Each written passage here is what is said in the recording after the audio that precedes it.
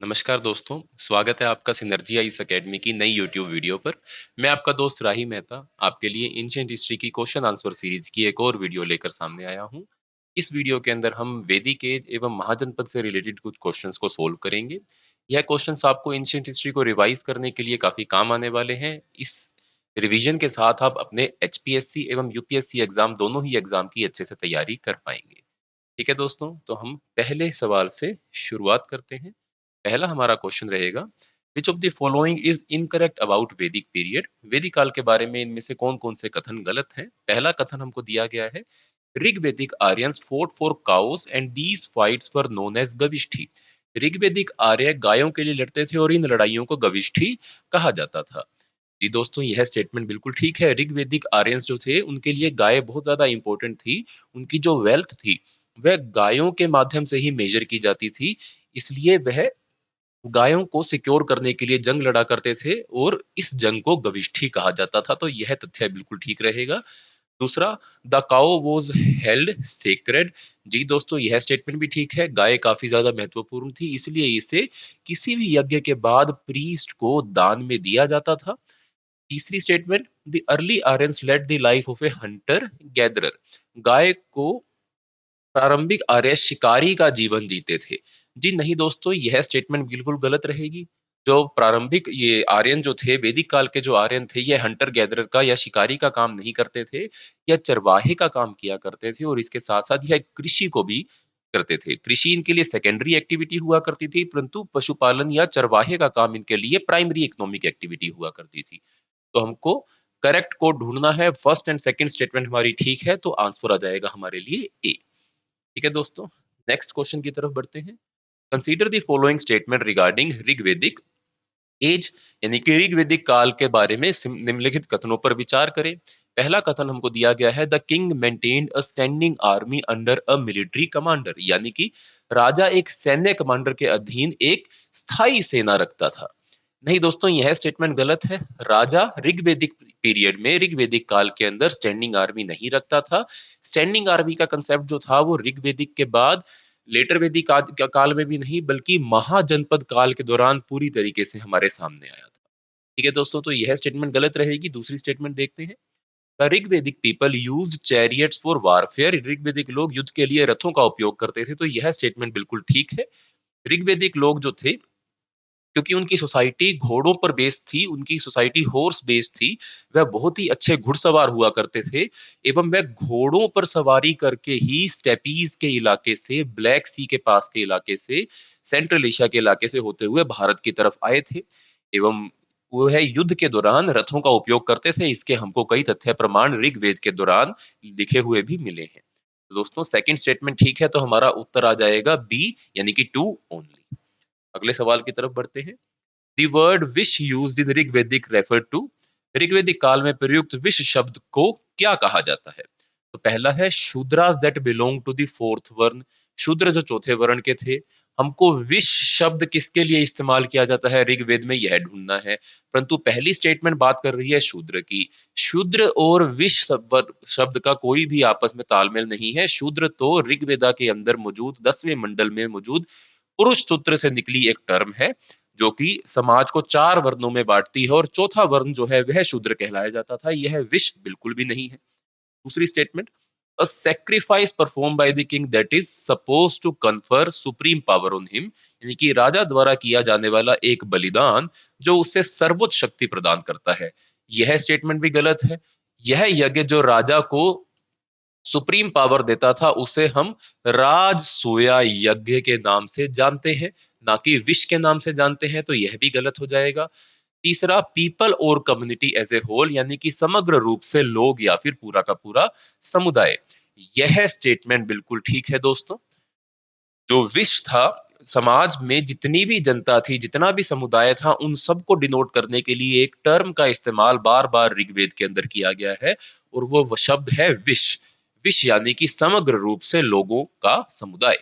और डी जो हमारे लिए दिया गया है statement, tribal clan based assemblies, यह नहीं है इसका उत्तर, क्योंकि सभा समिति विधाता एवं गण, सभा समिति विधाता एवं गण, यह ट्राइबल क्लैन बेस्ड असेंबली थी। यह जनजातियां, कबीले आधारित सभाएं हुआ करती थी।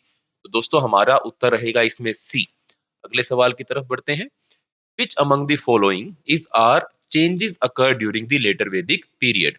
यानी कि इनमें से कौन कौन से परिवर्तन उत्तर वैदिक काल के दौरान हुआ। पहली statement, Prajapati the creator occupied the supreme position among the gods. सृष्टिकर्ता प्रजापति ने देवताओं में सर्वोच्च स्थान प्राप्त कर लिया। यह स्टेटमेंट बिल्कुल ठीक है दोस्तों, क्योंकि हम जानते हैं लेटर वैदिक काल जिसके बारे में यह सवाल है, इस लेटर वैदिक काल के अंदर कई प्रकार के धार्मिक परिवर्तन जो थे वह हमारे समाज के अंदर आए थे। उनमें से एक परिवर्तन था कि ऋग्वेदिक काल के दौरान जो देवता बहुत महत्वपूर्ण हुआ करते थे, अब वह अपनी जो इंपॉर्टेंस है वो खो देते हैं। उनके चलते ब्रह्मा विष्णु व महेश एवं त्रिमूर्ति का कंसेप्ट जो है वो अमर्ज होता है। ब्रह्मा यानी कि प्रजापति द क्रिएटर ये सबसे सुप्रीम पोजीशन ऑक्यूपाई कर लेते हैं सभी देवी देवताओं के अंदर लेटर वैदिक काल के अंदर, जिसके चलते पहला कथन बिल्कुल ठीक है।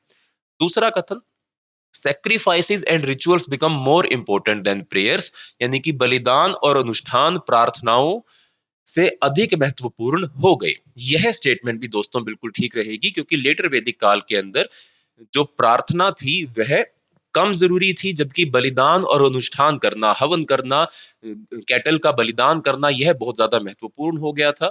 जबकि ऋग्वेदिक काल के अंदर, अर्ली वैदिक काल के अंदर मंत्रों के उच्चारण पर ज्यादा जोर दिया जाता था, जबकि लेटर वैदिक काल में बलिदान एवं अनुष्ठानों पर ज्यादा जोर दिया जाता था। तो सेकंड स्टेटमेंट भी ठीक है।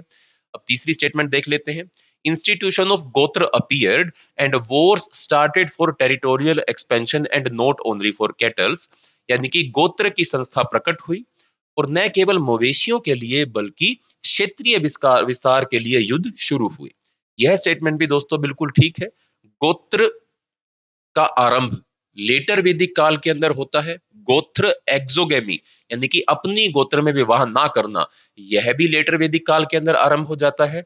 और इसके साथ साथ लेटर वैदिक काल के अंदर क्योंकि कैटल बहुत इंपॉर्टेंट थी, तो कैटल को चरने के लिए जमीन चाहिए, चरने लायक जमीन चाहिए, पास्चर लैंड चाहिए। उस लैंड को ऑक्यूपाई करने के लिए लेटर वैदिक काल के अंदर जंग भी लड़ी जाती थी। तो यह स्टेटमेंट बिल्कुल ठीक है। और हम लगातार बात करते हैं महाभारत की। महाभारत की जंग जो थी वह भी टेरिटरी के लिए ही लड़ी गई थी। तो यह महाभारत की जंग भी लेटर वैदिक काल के पीरियड से ही बिलोंग करती है। तो तीसरी स्टेटमेंट भी ठीक रहेगी। चौथी statement, society underwent change from pastoral to agriculture society, समाज में पशुचरण से कृषि समाज में परिवर्तन आया। यह स्टेटमेंट भी दोस्तों ठीक है। अर्ली वैदिक काल के अंदर समाज में कृषि सेकेंडरी था, जबकि लेटर वैदिक काल के अंदर कृषि जो था वे ज्यादा जरूरी हो गया और पास्टोरलिज्म भी बहुत जरूरी था। ऐसा नहीं है कि जरूरी नहीं था, बहुत जरूरी था, परंतु समाज में थोड़ा बदलाव आया, सोसाइटी में थोड़ा बदलाव आया। पास्टोरलिज्म के साथ साथ एग्रीकल्चर भी लोग ज्यादा महत्वता उसको दे रहे थे। तो चारों ही स्टेटमेंट ठीक है, तो उत्तर आ जाएगा हमारे लिए डी। ठीक है दोस्तों, आगे बढ़ते हैं नेक्स्ट क्वेश्चन की ओर। During the later Vedic period the term goghna refer to which of the following. ठीक है जी, उत्तर वैदिक काल के दौरान गोगना शब्द जो है वो किसके लिए प्रयोग किया जाता था, किसको संदर्भित वो शब्द था। पहला स्टेटमेंट रहेगा, सवाल है हमारा गोघना के ऊपर। पहला स्टेटमेंट रहेगा a place for keeping of cattle one after a war, यानी कि युद्ध के बाद जीते गए मवेशियों को रखने का स्थान। गोघना का मतलब दोस्तों यह नहीं है, तो यह स्टेटमेंट गलत हो जाएगी। दूसरी statement a ritual practice to invoke the gods, यह भी नहीं है। तीसरी statement a sacrifice that involved killing of cattles in mass, ऐसे बलिदान जिनमें सामूहिक रूप से मवेशियों की हत्या शामिल थी। यह भी इसका उत्तर नहीं है दोस्तों। D, a guest who was fed on cattle meat, एक अतिथि जिसे मवेशियों का मांस खिलाया गया था। यह स्टेटमेंट बिल्कुल ठीक रहेगा दोस्तों। लेटर वैदिक काल के अंदर गोघना शब्द का मतलब हुआ करता था ऐसा मेहमान, ऐसा गेस्ट, ऐसा अतिथि जो आपके घर पर आया है, जिसके घर पर आने के चलते आपने अपने मवेशी का बलिदान दिया और उस मवेशी को आपने अपने अतिथि को खाने के रूप में पेश किया। वह अतिथि जो आपके घर में मौजूद मवेशी के बलिदान के बाद उसका मांस खाता था, उसको हम गोघना जो था, गोघना कहते थे लेटर वैदिक काल के अंदर, उत्तर वैदिक काल। ठीक है दोस्तों, अगले सवाल की तरफ बढ़ते हैं। With the reference to Vedic age consider the following statement, वैदिक युग के संदर्भ में कथनों पर विचार करें। पहला कथन हमारे लिए है Rigveda is the oldest Vedic text and orally transmitted by Brahmins from generation to generation. Rigveda सबसे पुराना वैदिक परीक्षण है और मौखिक रूप से ब्राह्मणों द्वारा पीढ़ी दर पीढ़ी प्रसारित किया जाता रहा है। यह स्टेटमेंट दोस्तों बिल्कुल ठीक है। ऋग्वेदिक कई सदियों तक मौखिक रूप से ही, ओरल रूप से ही जनरेशन टू जनरेशन ट्रांसफर किया गया, जबकि इसको हम हमारे पास जो सबसे पुराने अवशेष ऋग्वेद के मिले हैं, लिखित रूप में जो मिले हैं, वो लगभग 10वीं 11वीं या 12वीं शताब्दी के आसपास के हैं। परंतु इसका मतलब ये नहीं है कि ऋग्वेद इतना पुराना है। ऋग्वेद उससे बहुत ज्यादा पुराना है, परंतु इसको orally generation to generation transfer किया गया था। इसको लिखित रूप में बहुत ही बाद में कंपाइल किया गया। दूसरी statement, Samhitas are social text and they explain the social and religious importance of the varna system. संहिताएं सामाजिक ग्रंथ हैं और वे वर्ण व्यवस्था के सामाजिक और धार्मिक महत्व को समझाते हैं। नहीं दोस्तों, यह गलत है, यह स्टेटमेंट ठीक नहीं है। हमारे ऋग्वेद के अंदर या चारों वेदों के अंदर जो मंत्र उच्चारण लिखे गए हैं, उन्हीं को ही संहितास बोला जाता है। यह कोई अलग प्रकार के टेक्स्ट नहीं है। वेदों के अंदर लिखी गई बातों को ही संहितास बोला जाता है। तो सेकंड स्टेटमेंट गलत आ जाएगी। आंसर हो जाएगा हमारे लिए वन ओनली, यानी कि ए। अगले सवाल की तरफ बढ़ते हैं। Consider the following statement regarding to Vedic age. वैदिक युग के संबंध में कथनों पर विचार करें। पहला कथन है, the Aranyakas contain mystical instruction to be undertaken in secret by sages who live in the forest. अरण्यकों में, जंगल में रहने वाले ऋषियों द्वारा गुप्त रूप से किए जाने वाले रहस्यमय निर्देश हैं। तो दोस्तों, यह स्टेटमेंट ठीक है। सबसे पहले हम ये जान ले कि आरण्यक क्या थे।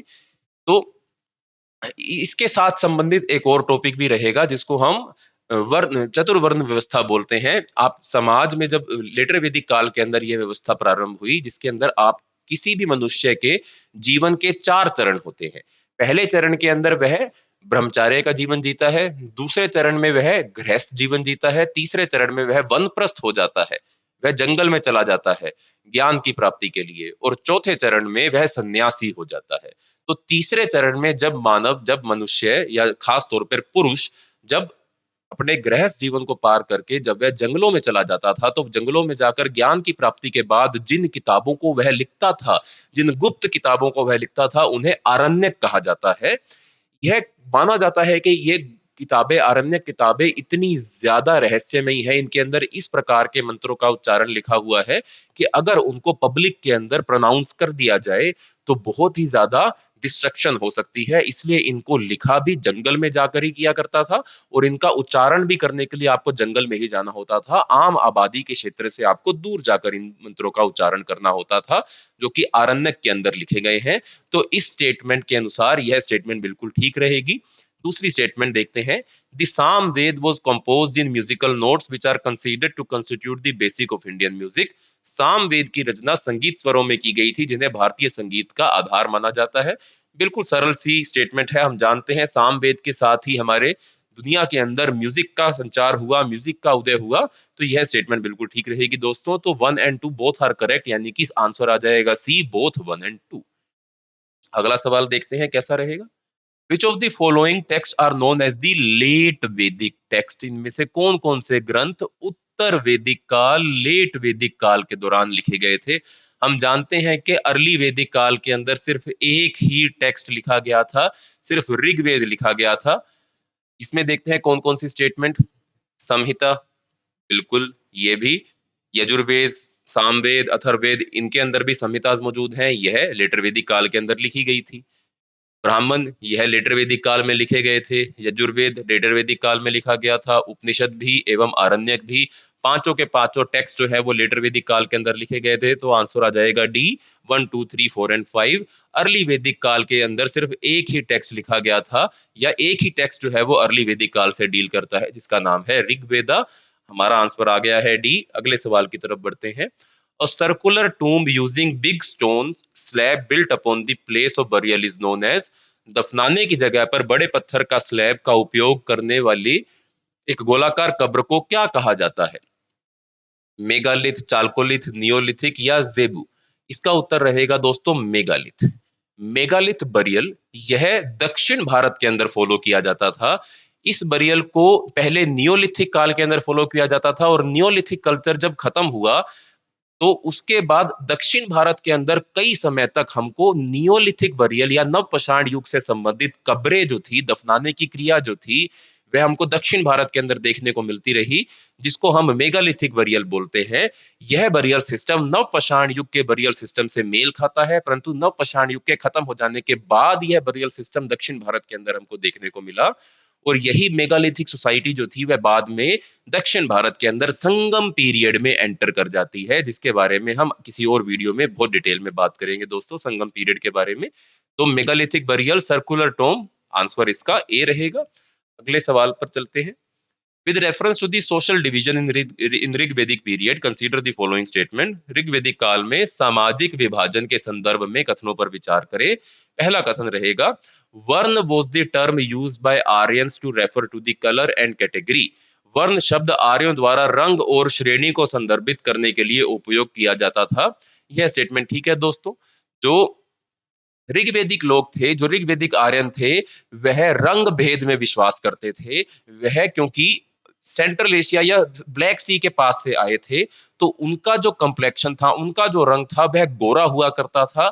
एवं भारत के लोकल लोग जो थे, जो यहाँ पर रह रहे थे, जिनको दासयूज बोला जाता था, वो थोड़े डार्क कम्प्लेक्शन के थे, थोड़ा गेहुआ उनका रंग था। तो उनको अपने से अलग करने के लिए भी वर्ण शब्द का इस्तेमाल किया जाता था। ऋग्वेदिक काल के अंदर वर्ण जो था, वह रंग का भेद करने के लिए इस्तेमाल किया जाने वाला शब्द था, जो आर्यंस को नॉन आर्यन से या आर्यन को दास यूज से अलग करता था। तो यह स्टेटमेंट ठीक है दोस्तों। दूसरा statement, the Shudras category was not found in the early Vedic period but appeared at the end of the Rigvedic period. शूद्र वर्ग प्रारंभिक वैदिक काल में नहीं पाया जाता था, बल्कि ऋग्वेदिक काल के अंत में यह प्रकट हुआ। जी बिल्कुल दोस्तों, यह स्टेटमेंट बिल्कुल ठीक है। हमने बार बार पिछली वीडियो में भी इसका जिक्र किया था कि ऋग्वेदिक काल के ऋग्वेद के 10वें मंडल में, जो सबसे बाद में लिखा गया मंडल है, उस मंडल में शूद्र शब्द सबसे पहली बार इस्तेमाल किया गया था। इसका प्रयोग अर्ली वैदिक एज में, प्रारंभिक समय में नहीं किया जाता था। ये ऋग्वेदिक काल की सबसे लेटेस्ट एडिशन थी। अगला, slavery was common and slaves were given as gift to the priest. दास प्रथा आम थी और दास पुरोहितों को उपहार के रूप में दिए जाते थे। यह स्टेटमेंट भी ठीक रहेगी। ऋग्वेद के अंदर मेंशन किया गया है कि यज्ञ को खत्म करने के बाद जो पुरोहित है, उसको दान के अंदर दास दिए जाएंगे एवं गाय दी जाएंगी, परंतु भूमि दान में देने की बात कहीं भी नहीं लिखी गई है। दास प्रथा प्रचलित थी ऋग्वेदिक काल के अंदर, और दास को अपने घर के काम करवाने के लिए पुरोहित जो थे वह इस्तेमाल किया करते थे। तो 1, 2 एंड 3 तीनों ही स्टेटमेंट ठीक है। आंसर आ जाएगा डी, 1, 2 एंड 3। आगे चलते हैं दोस्तों। Next question, consider the following statement about the polity in the वैदिक एंड लेटर वैदिक पीरियड। यानी कि वैदिक और उत्तर वैदिक काल में राजनीति के बारे में कथनों पर विचार करें। सवाल है हमारा राजनीति के ऊपर। पहली स्टेटमेंट देखते हैं, the post of tribal chief was not hereditary in the Rigvedic period, but it became hereditary in the later Vedic period. ऋग्वेदिक काल में जनजातीय मुखिया का पद वंशानुगत नहीं था, लेकिन उत्तर वैदिक काल में यह वंशानुगत हो गया था। यह स्टेटमेंट बिल्कुल ठीक है दोस्तों। अर्ली वैदिक काल के अंदर जो ट्राइबल चीफ हुआ करता था, जो जनजातीय मुखिया हुआ करता था, उसको चुना जाता था। उसकी पोजीशन हेरिडिटरी नहीं थी, यानी कि पिता के बाद पुत्र ही ट्राइबल चीफ बनेगा, ये नहीं था, ऐसा सिचुएशन नहीं थी। जबकि लेटर वैदिक काल के अंदर ऐसा हो गया था। उत्तर वैदिक काल में जो ट्राइबल मुखिया हुआ करता था, जनजातीय प्रधान मुखिया जो हुआ करता था, उसकी उसकी पोजीशन जो थी वह वंशानुगत हो गई थी, यानी कि यह पोजीशन उसके वंश में ही रहेगी। पिता के बाद पुत्र ही ट्राइबल चीफ बना दिया जाएगा। यह बदलाव हमारे पॉलिटिकल स्ट्रक्चर में ऋग्वेदिक के बाद लेटर वैदिक काल के अंदर हमको देखने को मिला था। दूसरी स्टेटमेंट, सभा समिति and Vidatha of Vedic period increase their popular character in the later Vedic period. वैदिक काल की सभा समिति और विधाता ने उत्तर वैदिक काल में अपना लोकप्रिय चरित्र बढ़ाया। नहीं दोस्तों, यह स्टेटमेंट बिल्कुल गलत है। सभा समिति एंड विधाता, यह तीनों ही जो विलेज असेंबलीज हुआ करती थी, लेटर वैदिक काल के अंदर अपनी इंपॉर्टेंस खो देती हैं।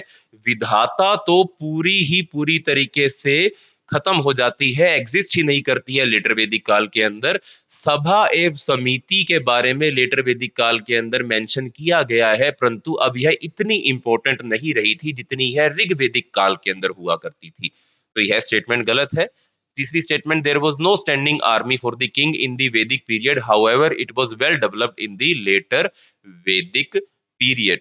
ठीक है दोस्तों, यह स्टेटमेंट भी गलत है। राजा के पास स्टैंडिंग आर्मी यानी कि कोई स्थायी सेना लेटर वैदिक काल में भी मौजूद नहीं थी।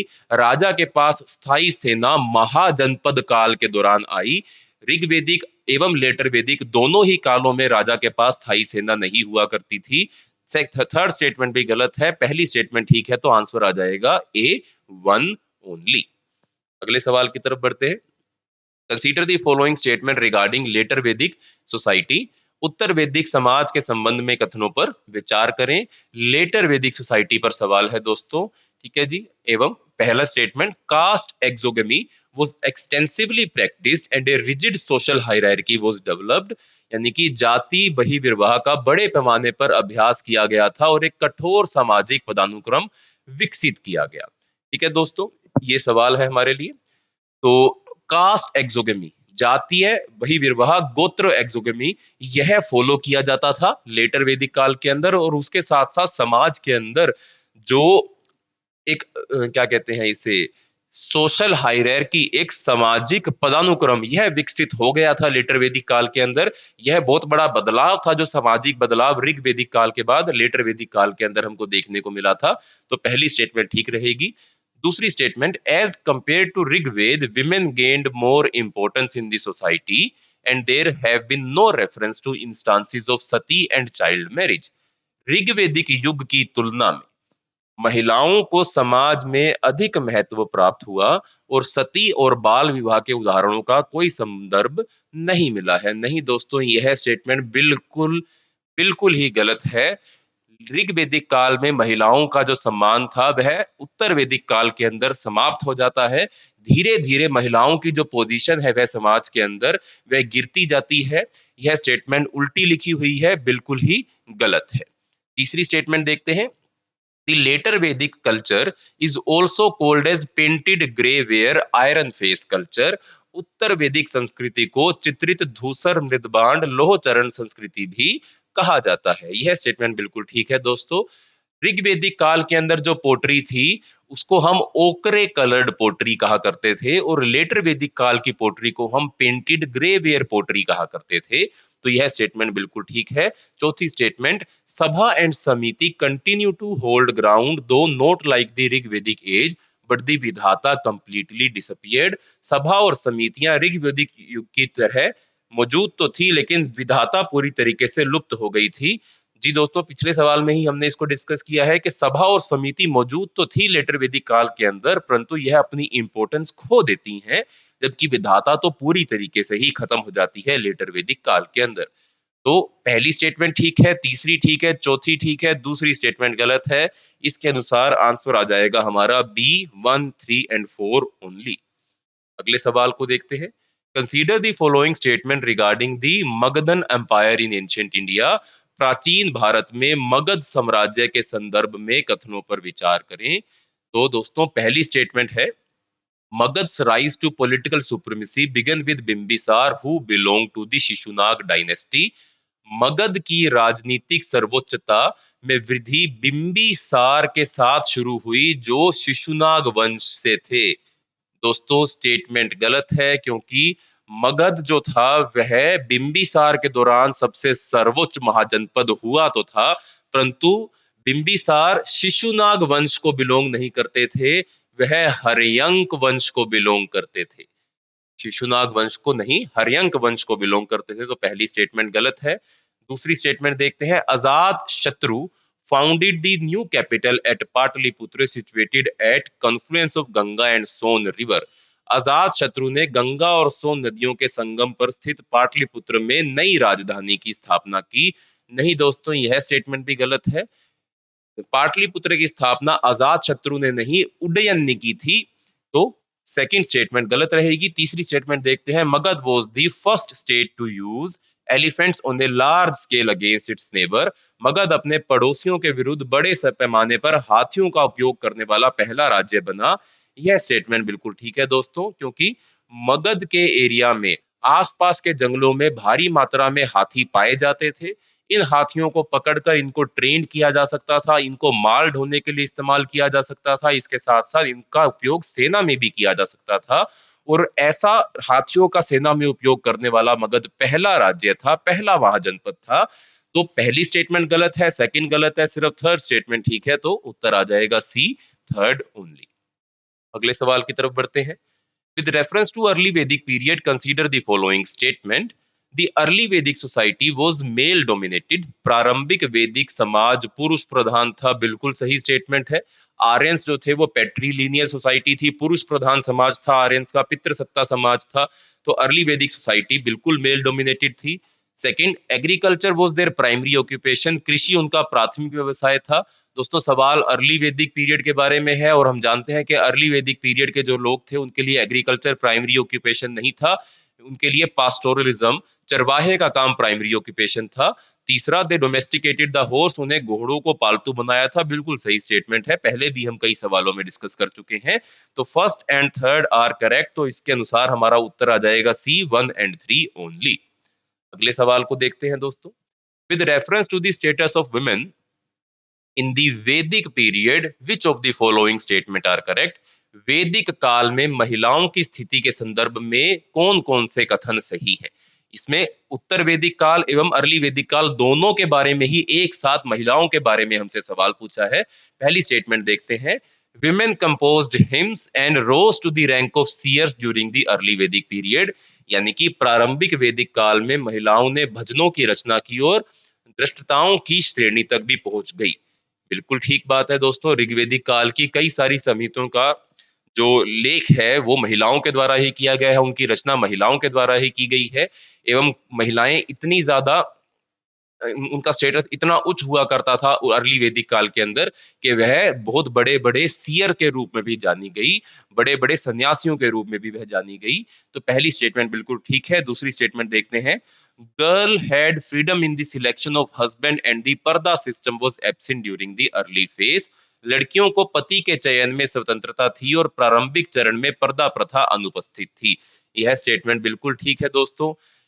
महिलाओं की, लड़कियों की जो इज्जत थी वह अर्ली वैदिक काल में काफी ज्यादा थी, जिसके चलते वह अपना विवाह करने के लिए अपने पति को खुद चूज कर सकती थी। और इसका जो संबंध है वो हम महाभारत और रामायण दोनों ही कालों के अंदर, दोनों ही महाकाव्यों के अंदर देखते हैं।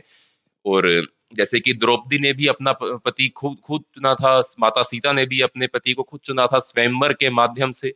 तो स्वयंवर की प्रथा जो थी वो वैदिक काल के अंदर मौजूद थी, जिसके चलते लड़कियां जो थी वह अपने विवाह के लिए अपने पति को खुद चूज कर सकती थी। तो सेकंड स्टेटमेंट बिल्कुल ठीक है। तीसरी statement, remarriage of widows was permitted during the Rigvedic period. ऋग्वेदिक काल में विधवाओं के पुनर्विवाह की अनुमति थी, यह स्टेटमेंट भी ठीक है। महिलाएं अगर विधवा अगर विवाह करना चाहती थी, उनका विवाह नियोग विवाह कहलाया जाता था। अगर कोई महिला संतान की प्राप्ति से पहले ही विधवा हो जाया करती थी, तो उस महिला को उसके परिवार में ही उसके पति के छोटे भाई के साथ ही विवाह उसका करवा दिया जाता था, ताकि वह संतान की प्राप्ति कर सके। ऐसे विवाह को नियोग विवाह कहा जाता था। एवं अर्ली वैदिक एज के अंदर नियोग विवाह बहुत ज्यादा प्रचलित था और इसके साथ किसी भी प्रकार की कोई भी बुरी बात जुड़ी हुई नहीं थी। लोग प्रेफर करते थे कि विधवा अगर बिना संतान के है तो उसका विवाह करवा दिया जाए, ताकि अपने जीवन को चलाने के लिए उसको संतान मिल जाए एवं उसको पति की प्राप्ति भी हो जाए। चौथी स्टेटमेंट देखते हैं। Status of women decline drastically in the later Vedic period. यह स्टेटमेंट बिल्कुल ठीक है। महिलाओं की कंडीशन के अंदर लेटर वैदिक काल के अंदर गिरावट हमको देखने को मिलती है। तो चारों ही स्टेटमेंट ठीक है दोस्तों। तो आंसर आ जाएगा ए, 1 2 3 4। ठीक है दोस्तों, अगला सवाल देखते हैं। The other name of Aryans as observed in the Vedic period is A. Manushi प्रजा। वैदिक काल में आर्यों का दूसरा नाम क्या रखा गया था, क्या देखा जाता है। पहला मनुषी प्रजा, दूसरा मरुत, सी पशुबंध एवं डी गोधुमा। दोस्तों उत्तर है इसका मनुषी प्रजा। ऋग्वेदिक काल में जो आर्यंस थे उनको आर्यंस के साथ साथ मनुष्य प्रजा के नाम से भी लिखा गया है, इसके नाम से भी उनको जाना जाता है। मरुत तो ऋग्वेदिक काल के एक भगवान हुआ करते थे। पशुबंध जो थे वह भी ऋग्वेदिक काल के किसी जो ऑफिसर हैं या भगवान है, देवी देव हैं, उनके साथ जुड़े हुए थे। आंसर है हमारा ए। ऋग्वेदिक काल में आर्यंस का जो नाम था वह मनुष्य प्रजा भी रखा गया था, उसके नाम से भी हम उनको जानते हैं। अगला सवाल देखते हैं। With reference to the difference between the Rigvedic and later Vedic period, which of the following statement are correct? ऋग्वेदिक एवं उत्तर वैदिक काल के बीच अंतर के संदर्भ में कौन कौन से कथन सही हैं? पहला कथन देखते हैं। Only voluntary offerings were taken in the Rigvedic period, whereas the system for collection of taxes was established in the later Vedic period. ऋग्वेदिक काल में केवल स्वैच्छिक चढ़ावा लिया जाता था, जबकि कर संग्रहण की व्यवस्था उत्तर वैदिक काल में स्थापित की गई। बिल्कुल सही स्टेटमेंट है दोस्तों। अर्ली वैदिक काल के अंदर बलि जो था वो वॉलेंट्री टैक्स था, वह स्वैच्छिक कर था। आप चाहते तो अपने राजन को बलि दे सकते थे, टैक्स दे सकते थे, अगर नहीं चाहते तो नहीं दे सकते थे। जबकि लेटर वैदिक काल के अंदर टैक्स जो था वो वॉलेंट्री नहीं कंपलसरी हो गया था, जिसको भाग बोला जाता था। बलि भी एक प्रकार का टैक्स लेटर वैदिक काल में जो था, जो अर्ली वैदिक काल में जो वॉलंटरी टैक्स था, लेटर वैदिक काल में बलि भी एक कंपलसरी टैक्स हो गया था। इसके साथ साथ भाग, कर एवं शुल्क, यह चार प्रकार के टैक्स जो थे वो लेटर वैदिक काल के अंदर लगाए गए थे। तो पहली स्टेटमेंट ठीक है। दूसरी स्टेटमेंट देखते हैं। In the early Vedic period the barter system was more prevalent, whereas it was largely replaced by the exchange of gold and silver coins in the later Vedic period. प्रारंभिक वैदिक काल में वस्तु विनिमय प्रणाली अधिक प्रचलित थी, जबकि बाद के वैदिक काल में इसे बड़े पैमाने पर सोने और चांदी के सिक्कों के आदान प्रदान द्वारा प्रतिस्थापित किया गया। बिल्कुल ठीक बात है, बिल्कुल सही स्टेटमेंट है। अर्ली वैदिक काल के अंदर हम बार्टर सिस्टम फॉलो करते थे। लेटर वैदिक काल के अंदर जैसे ही व्यापार बढ़ा, ट्रेड एंड कॉमर्स ग्रो हुआ, तो उसको चलाने के लिए सिक्कों को चालू किया गया और कई प्रकार के मेटल के सिक्के, सिल्वर एवं गोल्ड के सिक्के लेटर वैदिक काल के अंदर अलग अलग पार्ट में मेंशन किए गए हैं। तो सेकंड स्टेटमेंट भी ठीक है। तीसरी स्टेटमेंट देखते हैं। The kings in the Rig Vedic time did not possess any standing army, but its presence was heavily seen in the later Vedic time for territorial expansion. ऋग वैदिक काल में राजाओं के पास कोई स्थायी सेना नहीं होती थी, लेकिन बाद के वैदिक काल में क्षेत्रीय विस्तार के लिए इसकी उपस्थिति भारी मात्रा में देखी गई। नहीं दोस्तों, यह स्टेटमेंट गलत है। पिछले किसी आंसर के अंदर, क्वेश्चन के अंदर हमने इसको डिस्कस भी किया था। तो first and second statement are correct. Answer is C, 1 and 2 only. अगले सवाल की तरफ बढ़ते हैं। With reference to the economy during the early Vedic period, consider the following statement. प्रारंभिक वैदिक काल की अर्थव्यवस्था के संदर्भ में कथनों पर विचार करें। पहला कथन है, there was no concept of private property based on land ownership during the Rig Vedic period. यानी कि ऋग वैदिक काल में भूमि स्वामित्व पर आधारित निजी संपत्ति की कोई अवधारणा नहीं थी। बिल्कुल ठीक बात है दोस्तों। ऋग वैदिक काल के दौरान भूमि जो थी, लैंड जो थी, वो जरूरी नहीं थी। प्राइवेट प्रॉपर्टी का कंसेप्ट, भूमि स्वामित्वता का कंसेप्ट जो था वो अभी एग्जिस्टेंस में नहीं आया था। लोग एक जगह से दूसरी जगह लगातार मूव कर रहे थे, वह चरवाहों के रूप में अपना जीवन जी रहे थे। भूमि, लैंड लेटर वैदिक काल के अंदर इंपॉर्टेंट होना आरंभ हुई और महाजनपद काल के दौरान यह और भी ज्यादा धीरे धीरे ही है बहुत ज्यादा महत्वपूर्ण होती गई। परंतु ऋग वैदिक काल में भूमि जो थी वह इतनी ज्यादा जरूरी नहीं थी, महत्वपूर्ण नहीं थी। दूसरी statement, the Rigvedic people were aware about the basic operations of the sowing crops but unaware about the concepts of soil fertility. ऋग्वेदिक लोग फसल बोने के बुनियादी कार्यों के बारे में तो जानते थे, लेकिन मिट्टी की उर्वरता की अवधारणाओं से अनभिज्ञ थे। नहीं दोस्तों, यह स्टेटमेंट गलत है। ऋग्वेदिक काल के टेक्स्ट में, ऋग्वेद के अंदर कई सारी संहिता जो है वो हमको यह समझाती हैं कि मिट्टी की जो उर्वरक क्षमता है उसको कैसे मेंटेन करना है, उसको कैसे बढ़ाना है, खेत को कैसे बोना है, किस प्रकार से आपको हल चलाना है। ऐसी कई प्रकार की संहिताएं जो है वो ऋग्वेद के अंदर मेंशन की गई हैं। तो ऋग्वेदिक काल के जो लोग थे वो ना कि सिर्फ फसल बोना जानते थे, वह सोयल फर्टिलिटी के कंसेप्ट के बारे में भी अच्छे तरीके से जानते थे। तो सेकंड स्टेटमेंट गलत हो जाएगी। आंसर आ जाएगा 1 ओनली, यानी कि ए। अगला क्वेश्चन देखते हैं। Consider the following statement regarding ancient India. प्राचीन भारत के संबंध में कथनों पर विचार करें। ठीक है दोस्तों, पहली स्टेटमेंट रहेगी, अजात शत्रु was responsible for ending the long standing rivalry between Magadh and Avanti. ठीक है दोस्तों, यहाँ पर हम देख लें कि हमसे इनकरेक्ट स्टेटमेंट पूछी गई है। अजात शत्रु के बारे में पहली स्टेटमेंट है, अजात शत्रु मगध और अवंती के बीच लंबे समय से चली आ रही प्रतिद्वंद्विता के समाप्त करने के लिए जिम्मेदार था। नहीं दोस्तों, यह स्टेटमेंट गलत है। अजात शत्रु नहीं, शिशुनाग ने अवंती एवं मगध मगध के बीच की जो राइवलरी थी उसको समाप्त किया था। एवं शिशुनाग वो राजा थे जिन्होंने अवंती को पूरी तरीके से मगध के अंदर विलीन कर लिया था, ना कि अजात शत्रु ने। तो पहली स्टेटमेंट गलत हो जाएगी। दूसरी statement, smelting of iron ore was extensively done in the cities of the Avanti kingdom. Avanti साम्राज्य के शहरों में लौह अयस्क को गलाने का काम बड़े पैमाने पर किया जाता था। यह स्टेटमेंट बिल्कुल ठीक है दोस्तों। अवंती किंगडम जो थी वह मेटल को पिघलाकर उसके औजार बनाने के लिए विख्यात थी, इसलिए बार बार ग्रंथों के अंदर इस बारे में जिक्र भी किया गया है। तो इनकरेक्ट स्टेटमेंट हमसे पूछी है, पहली स्टेटमेंट इनकरेक्ट है। तो आंसर आ जाएगा हमारे लिए ए, वन एंड ओनली। अगला क्वेश्चन देखते हैं, आज का आखिरी सवाल रहेगा ये। In the context of Magadha empire consider the following statement. Magadha साम्राज्य के संदर्भ में कथनों पर विचार करें। पहला, the strategic importance of Rajgiri declined with the emergence of cannons. तोपों के उद्भव के साथ राजगिरी का सामरिक महत्व कम हो गया। हम जानते हैं मगध की पहली कैपिटल जो थी वह राजगिरी थी। राजगिरी को गिरवीराज भी बोला जाता था क्योंकि ये पांच पहाड़ियों से घिरी हुई थी, एवं बची हुई जगह पर भी इन्होंने दीवार के माध्यम से आने जाने को कंट्रोल किया हुआ था ताकि बाहरी सेना कोई इन पर आक्रमण ना कर दे। एक प्रकार की किलेबंदी इन्होंने राजगिरे के आसपास की हुई थी। परंतु कैनन्स के आ जाने के बाद राजगिरी की जो इंपॉर्टेंस थी वो बहुत ज्यादा नहीं रही थी, वो गिर कम हो गई थी, क्योंकि अब कैनन्स की सहायता से दीवारों को गिराया जा सकता था एवं मगध पर अटैक किया जा सकता था। दूसरी statement, the inhabitants of the Magadh were mainly Orthodox Hindus of the upper वर्ण। मगध के निवासी मुख्यतः उच्च वर्ण के रूढ़िवादी हिंदू थे। नहीं दोस्तों, यह स्टेटमेंट बिल्कुल गलत है। मगध के जो लोग थे वो बेसिकली मगधी एवं कीरताज लोग थे, जो कि अभी तक पूरी तरीके से वैदिक काल के साम्राज्य के अंदर नहीं समाये थे, वैदिक संस्कृति के अंदर नहीं समाये थे। यही एक कारण था कि मगध के राजाओं ने बुद्धिज्म को और जैनिज्म को भी उतनी ही महत्वता दी जितनी उन्होंने हिंदुइज्म को महत्वता दी, क्योंकि अगर वो पूरी तरीके से आर्यनाइज, पूरी तरीके से वह ऋग्वेदिक काल या लेटर वैदिक काल की संस्कृति के अंदर समा चुके होते तो वो जैनिज्म और बुद्धिज्म के इतना ज्यादा संचारक ना बनते। इसके चलते जैनिज्म और बुद्धिज्म जो था वह मगध के एरिया के अंदर फैल पाया। तो सेकंड स्टेटमेंट गलत रहेगी, पहली स्टेटमेंट ठीक रहेगी। आंसर आ जाएगा ए, वन ओनली।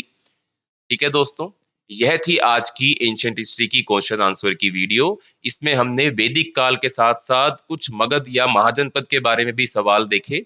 अगली वीडियो आपकी स्पेसिफिकली मौर्यन साम्राज्य के ऊपर क्वेश्चन आंसर सीरीज की वीडियो आएगी।